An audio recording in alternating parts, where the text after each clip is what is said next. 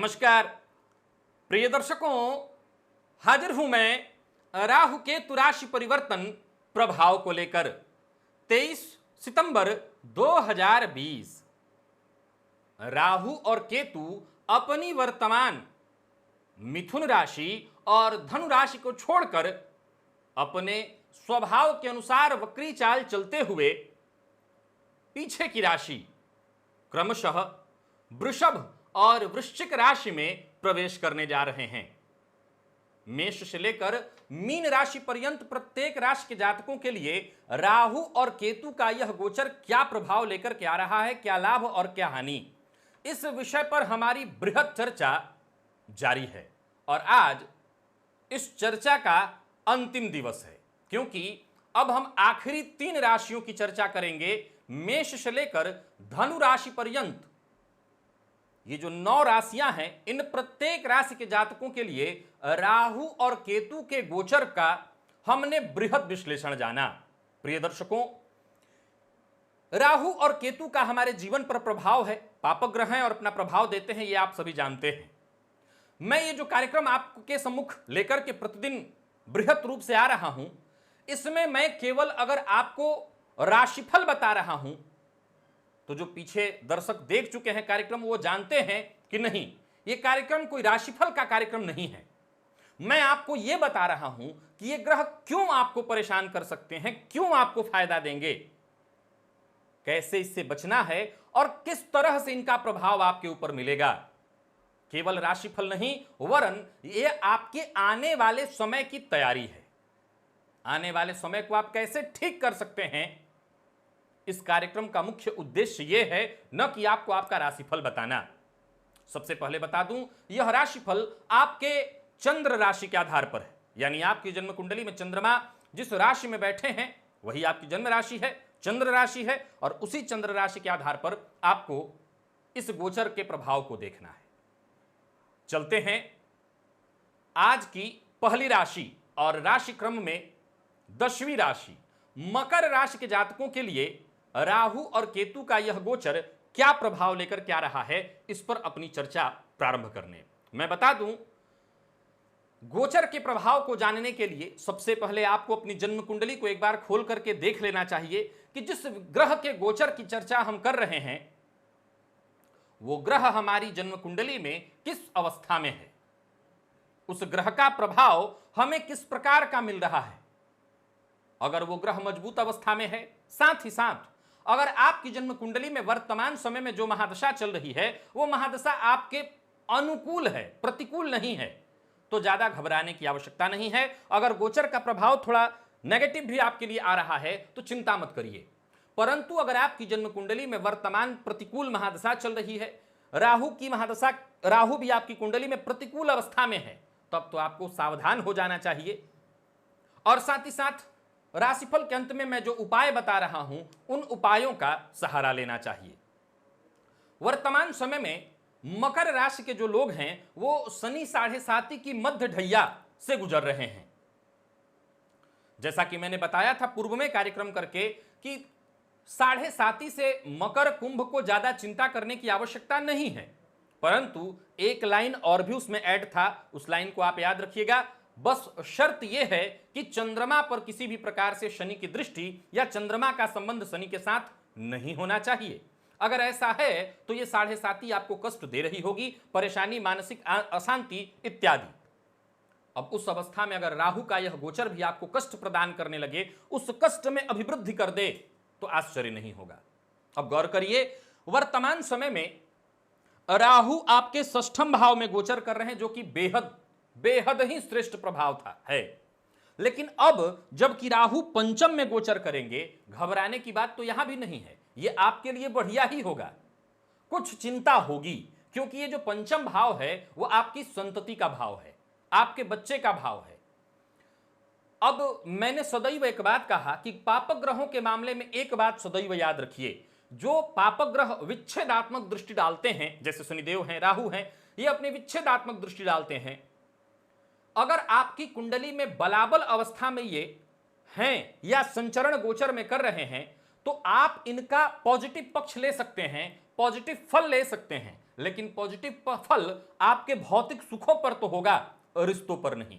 रिश्तों के मामले में ये अपना, क्योंकि रिश्ते बड़े नाजुक होते हैं और इनकी दृष्टि विच्छेदात्मक होती है, तो विच्छेदात्मक दृष्टियां अपना प्रभाव करती हैं। अब गौर करिए कि राहु पंचम भाव में जब ये गोचर करेंगे तो यहां पर रिश्ता क्या है, तो पंचम भाव प्रेम का भाव है। तो प्रेम संबंधों में परेशानी होना, मतभेद होना, प्रेम संबंध में बेवजह की परेशानी के कारण गलत फहमी, याद रखिएगा इस गोचर काल के दौरान गलत फहमी के कारण 6 साल 7 साल 8 साल आप यही कहेंगे मुझे जब आपसे बात होगी कि मेरा इतना पुराना प्रेम संबंध था, टूट गया।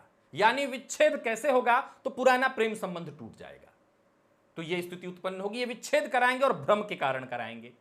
वहीं संतान के साथ मतभेद हो जाना, संतान को परेशानी होना, संतान की शिक्षा में बाधा, और अगर आप विद्यार्थी हैं तो आपकी शिक्षा में बाधा या भ्रम की स्थिति, विद्यार्थी इस कंफ्यूजन में होंगे कि क्या करना चाहिए क्या नहीं करना चाहिए, और इस कंफ्यूजन के कारण आपकी परेशानी बाधित होगी। गौर करिए कि शनि की 7.5 भी कमोबेश चंद्रमा को प्रभावित करके यही काम कर रही है, मानसिक रूप से आपको अशांत करना। अब चूंकि ऑलरेडी आप मानसिक रूप से परेशान चल रहे हैं, तो उसमें 2 कदम और आगे बढ़कर के राहु भ्रम डाल देंगे।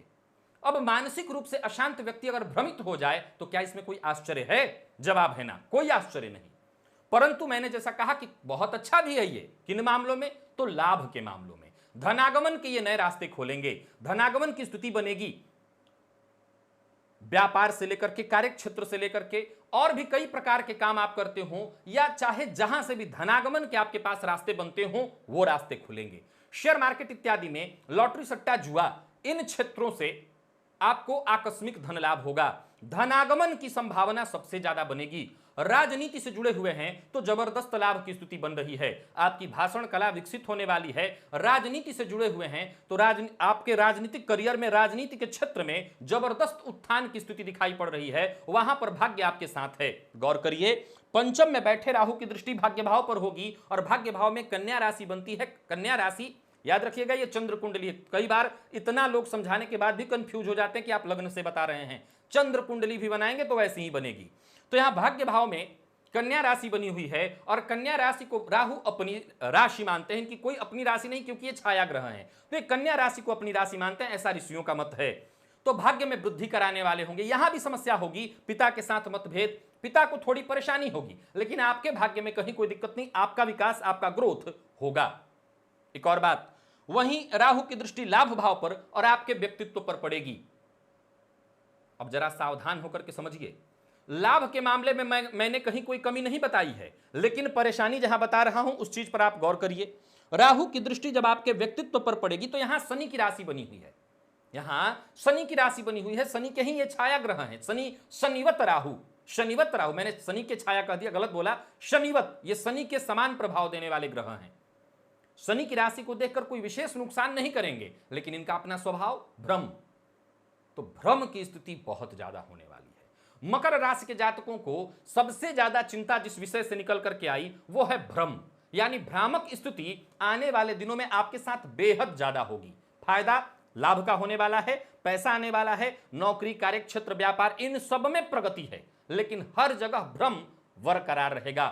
अब अगर आप इस गोचर काल के दौरान संयत नहीं है, अब संयत कैसे व्यक्ति होगा?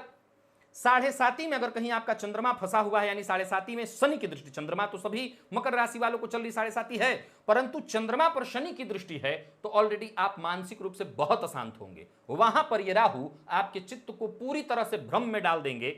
गौर करिए, अब मैं विश्लेषण को थोड़ा अलग ले आ देता हूं। अभी तो मैंने बताया कि अगर चंद्रमा से संबंध नहीं है शनि का, तब तो लाभ की स्थिति बनेगी, परेशानियां वहां भी मैंने गिनाई, लेकिन अब लाभ की स्थिति को अलग कर देते हैं और अब केवल विचार करते हैं कि आपकी कुंडली से संबंधित है चंद्रमा, चंद्रमा से संबंधित है शनि, तो कहीं ना कहीं सारा कुछ है आपके पास, भाग्य भी मिलेगा, लाभ के रास्ते भी होंगे, सब सामने होगा, सब कुछ आपको दिख रहा है, आपको पता है कि मेरा ये काम बन जाए, सब काम बन जाएगा। हमारे जीवन काल में हमारा जब भी विकास होता है, असल में उस विकास को कराने वाला कोई और नहीं, आप खुद होते हैं। आपका विवेक, आपका बुद्धि, आपकी, आप उसका इस्तेमाल करते हैं, सही दिशा में इस्तेमाल करते हैं और 2 दूनी 4 आगे बढ़ जाते हैं आप। लेकिन यही राहु क्या करेंगे कि आपको सही निर्णय ही नहीं लेने देंगे, ज्ञान भाव में बैठ करके आपके चित्त को अस्थिर, अशांत और भ्रमित कर देंगे। और अंततः आपका कोई काम वक्त पर न होना, हर काम में बाधा उत्पन्न होना, हर बनता काम अंत में बिगड़ जाना, ऐसी स्थिति उत्पन्न होगी। और वहीं अगर आप विचार करें तो केतु इसमें सही सहयोगी बन जाएंगे। ये उन लोगों के लिए कह रहा हूं जहां जिनकी कुंडली में चंद्रमा शनि से संबंधित हैं, केतु सहयोगी बन जाएंगे। पराक्रम आप खूब करें, मेहनत आप खूब करें, क्योंकि मीन राशि इनकी राशि है, तो मेहनत आप खूब करें, रिजल्ट की बारी आए तो नगण्य। क्यों? क्योंकि आप सही दिशा में प्रयत्न नहीं कर रहे हैं, भ्रम में प्रयत्न कर रहे हैं, अशांत मन से। जब इंसान क्रोधी है, वो अशांत हो, चिड़चिड़ा हो, तो बुद्धि उसकी सही दिशा में काम नहीं करती। और ये सब जब हो रहा होगा तो व्यापार आपका बाधित हो जाए, दांपत्य जीवन आपका बाधित हो जाए, इसमें आश्चर्य कैसा।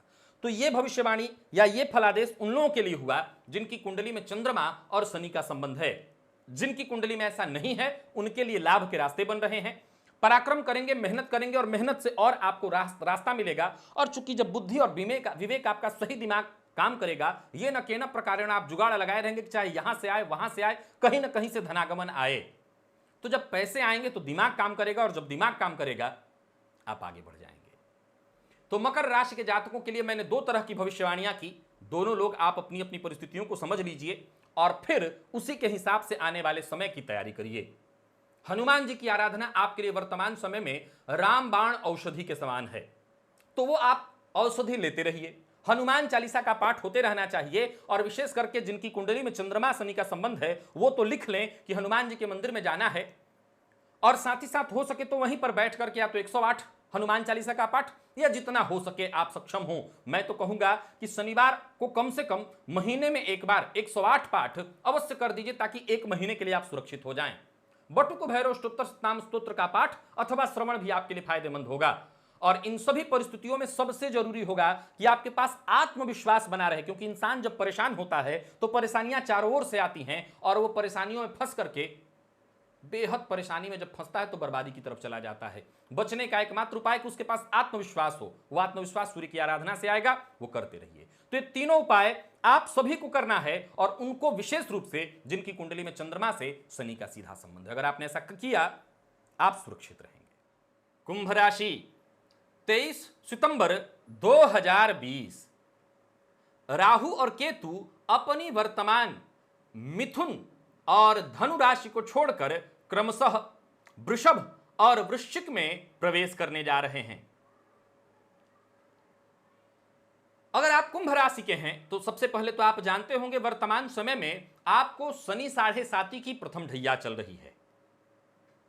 एक और बात, सबसे पहले तो यह जान लीजिए यह गोचर आपके चंद्र राशि के आधार पर है। दूसरा, इस गोचर का मैं कैसा प्रभाव बता रहा हूं, अच्छा या बुरा, यह बात की बात है। उससे पहले आपको जान लेना चाहिए कि यह गोचर मैं सबके लिए बता रहा हूं, लेकिन कुछ चीजें आपकी जन्म कुंडली के ऊपर आधारित होती हैं। जैसे अगर आपकी जन्म कुंडली में वर्तमान समय में जो महादशा चल रही है वो अनुकूल है, आपके लिए सहयोगी है, तो ज्यादा चिंता की आवश्यकता नहीं है। यह गोचर कोई विशेष परेशानी उत्पन्न करने वाला नहीं होगा। लेकिन अगर आपकी जन्म कुंडली में भी समय प्रतिकूल है तो आपको सावधान हो जाना चाहिए, यह गोचर परेशानी लाएगा। प्रिय दर्शकों, हम अपने जीवन काल में एक चेन से जुड़े हुए हैं, यानी एक तरफ से परेशानी आए तो दूसरी तरफ से आए तो तीसरी और चौथी, चारों ओर से परेशानी आने लगती है। ऐसा ही होता है।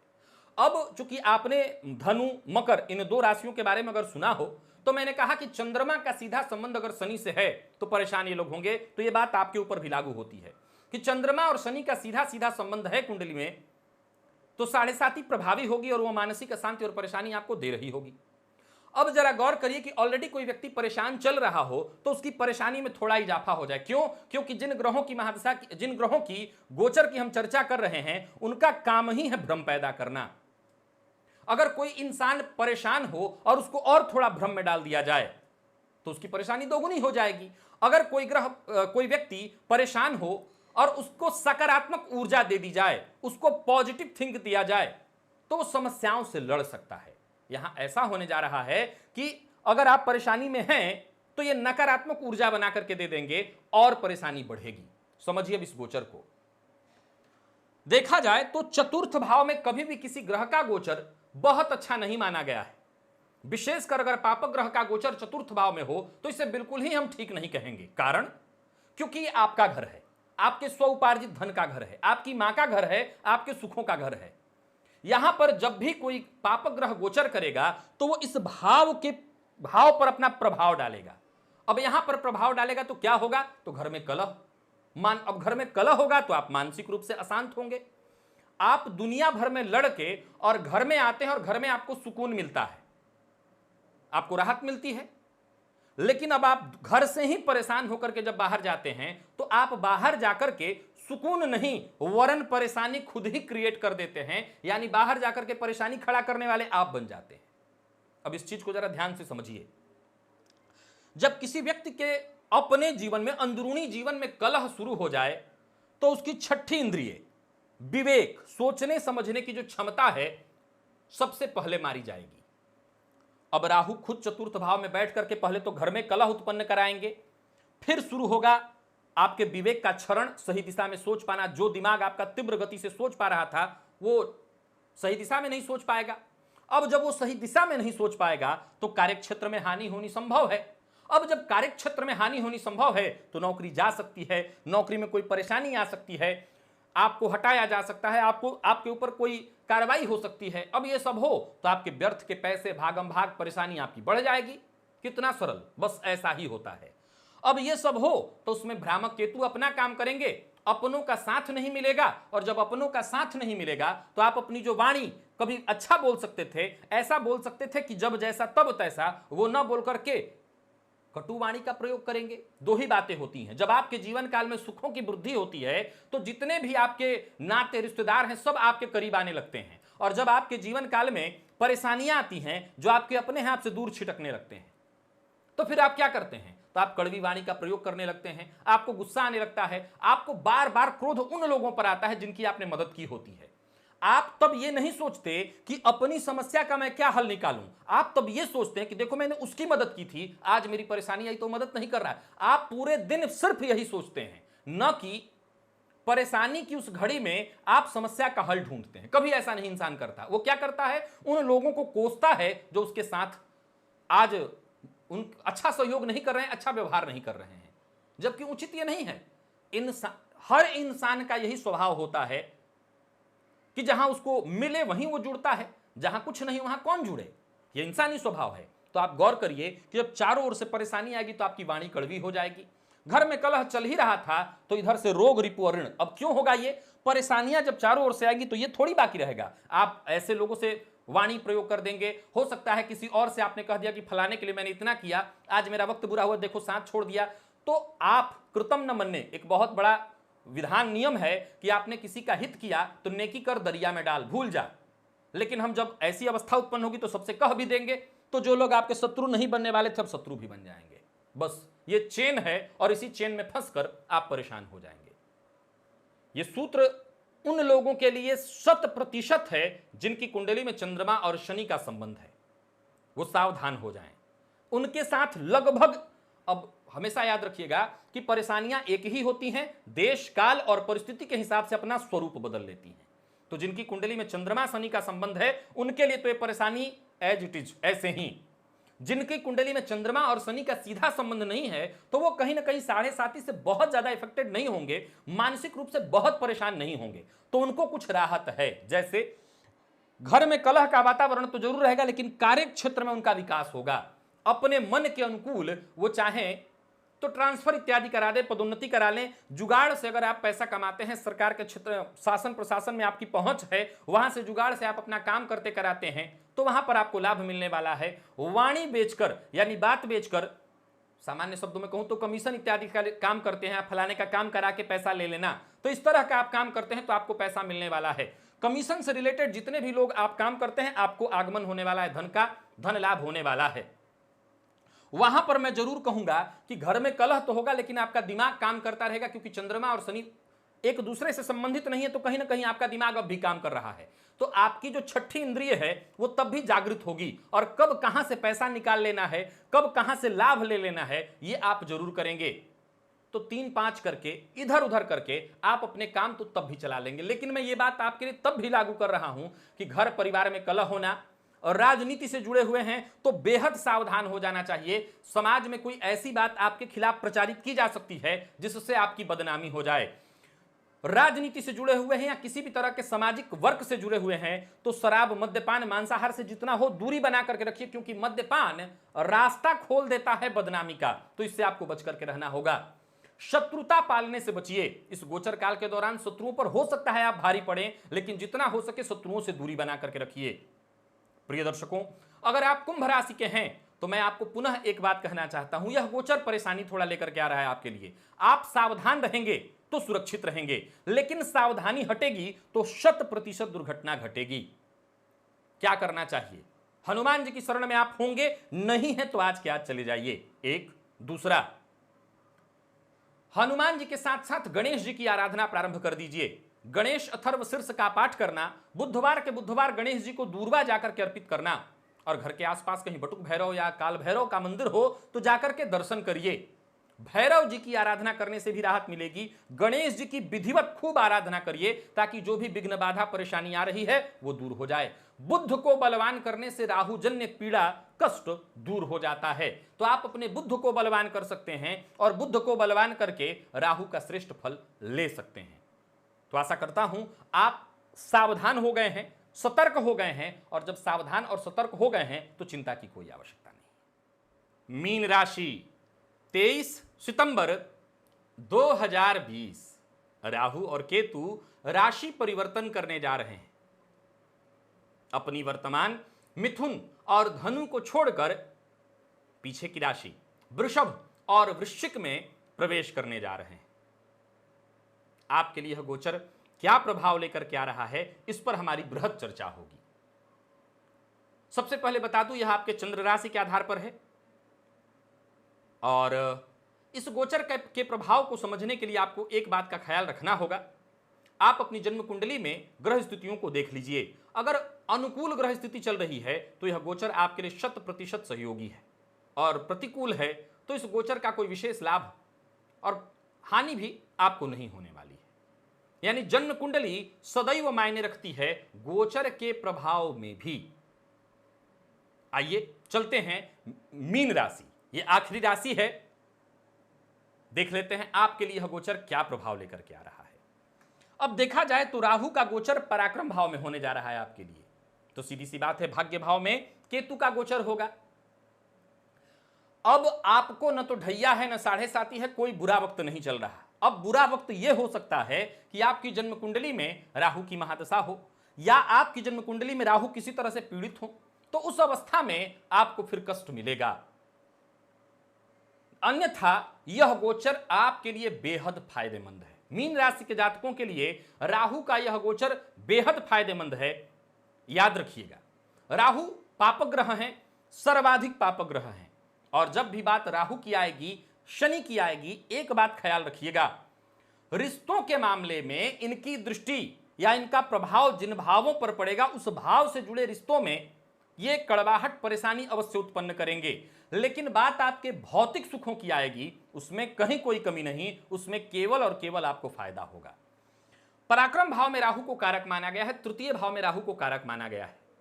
अब आपके चंद्र राशि से तृतीय भाव में गोचर करेंगे तो आपके पराक्रम में वृद्धि करने वाले होंगे, आपके व्यापार में वृद्धि करने वाले होंगे, भाग्य में, और अंत में आपके लाभ में वृद्धि करने वाले होंगे। गौर से समझिए, पराक्रम भाव में उच्च के राहु जबरदस्त। वहीं आप किसी भी तरह की पराक्रम से जुड़ी क्षेत्र में, यानी कुश्ती, क्रिकेट या कोई और खेल, या पराक्रम से जुड़ी सरकारी नौकरी इत्यादि किसी प्रकार की नौकरी, यानी मिलिट्री, सेना, पुलिस इत्यादि में जाने के लिए प्रयासरत हैं, यहां जबरदस्त सफलता का योग बनता है। एक और बात, आप खेल इत्यादि से जुड़े हुए हैं, माहौल अभी ठीक नहीं है, लेकिन माहौल ठीक होते ही यह राहु आपके लिए सहयोगी होगा और आपका नाम अब तेजी से बढ़ेगा। अगर आप व्यापारी हैं तो व्यापार के क्षेत्र में जबरदस्त सफलता मिलेगी, भाग्य का साथ मिलेगा, और अंत में लाभ की स्थिति जबरदस्त रूप से बढ़ने वाली है।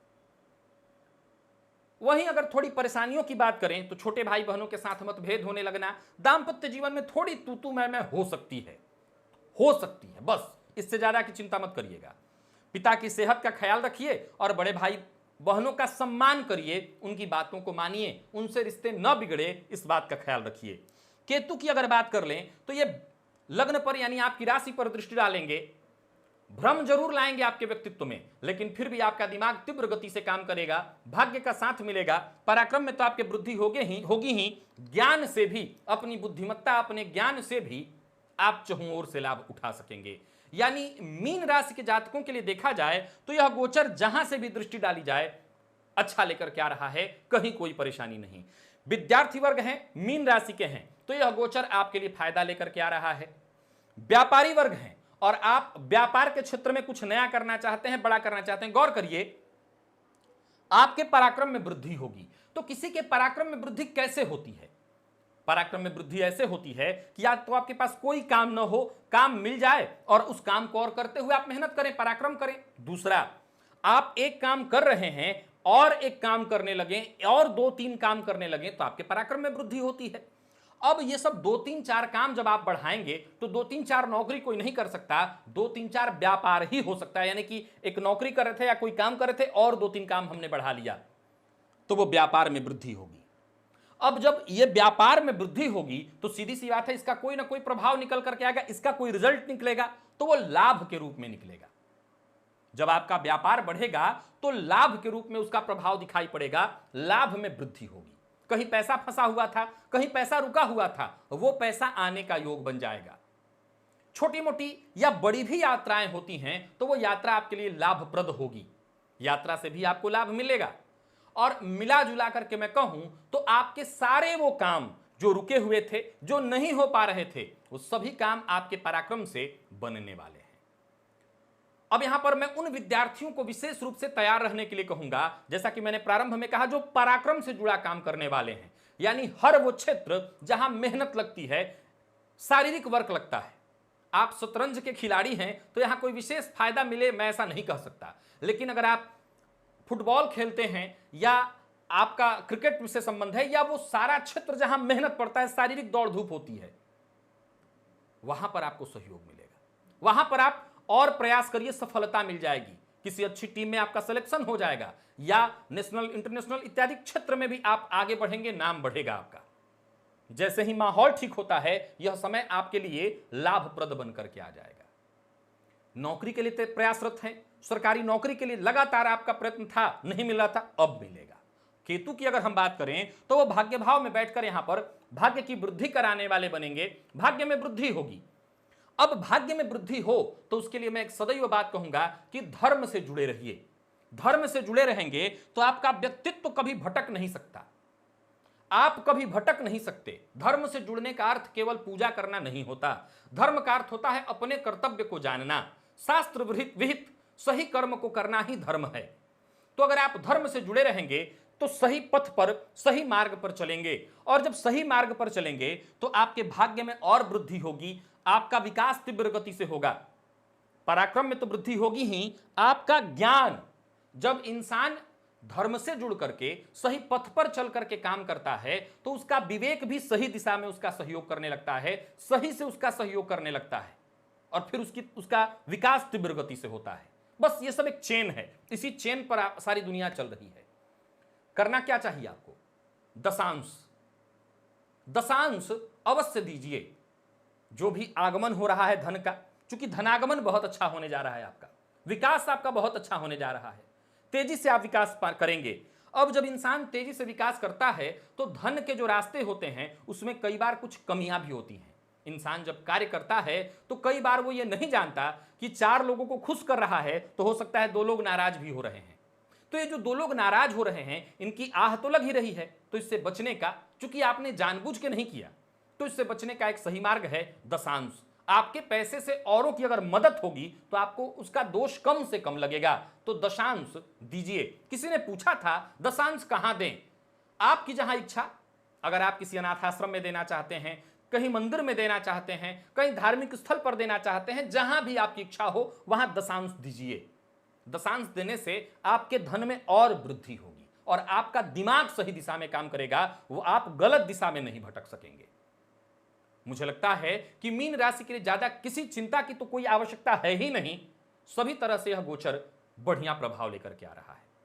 आप इस गोचर का लाभ उठाइए, और अगर आपकी कुंडली में ग्रह स्थिति अनुकूल है तो यह गोचर केवल और केवल फायदा लेकर के आ रहा है। जो भी बीते दिनों में नुकसान परेशानी हुई है उसकी भरपाई हो जाएगी। उपाय के तौर पर आपको एक काम तो पहले यह करना होगा कि भगवान शिव के मंदिर में भोलेनाथ की आराधना, यानी भोलेनाथ का शरण पकड़े रहिए, आप सुरक्षित रहेंगे। भोलेनाथ के मंदिर में जाया करिए, दर्शन किया करिए, सफाई किया करिए। एक और बात, फायदा लेना है तो दशांश की जगह साथ साथ यह भी करिए कि कोई मंदिर की साफ सफाई इत्यादि खुद से करना या करवाना, पैसा देकर के भाई मंदिर की सफाई कर देना, कुछ चीजें लगवा देना, इससे भी आपको विकास मिल जाएगा। और साथ ही साथ गणेश जी की आराधना करिएगा, गणेश जी को दूरबा बुधवार के बुधवार अर्पित करते रहिएगा, तो आपको और फायदा मिलेगा। वैसे आप न करना चाहें तो कोई चिंता नहीं है, पर करते हैं तो फायदा मिलेगा। तो प्रिय दर्शकों, आज हमारी ये बृहद चर्चा मेष से लेकर मीन राशि पर्यंत जो सभी राशि के जातकों के लिए थी, समाप्त हुई। 18 महीने का यह समय है। आशा करता हूं आप इस गोचर को समझकर, सुनकर, समझकर और अपने ढंग से इसका अर्थ निकालकर, क्योंकि मैंने केवल राशिफल नहीं बताया है, मैं बार बार कह रहा हूं कि राशिफल यह होता कि मैं 2 लाइन बता के देता कि ऐसा होता होगा, ऐसा होगा, ऐसा होगा। मैंने बताया क्यों होगा। अब आप इस क्यों को जानते हैं, और जब आप इस क्यों को जानते हैं तो आपके हाथ में है तैयारी करना। अपने आप को सुरक्षित करिए, और किसी भी परेशानी से बचने का रास्ता आपके हाथ में है, आप बच सकते हैं। मेरे द्वारा बताए उपायों को भी करके आप बच सकते हैं। आज के लिए बस इतना ही, इजाजत दीजिए, पुनः मुलाकात होगी। तब तक के लिए नमस्कार।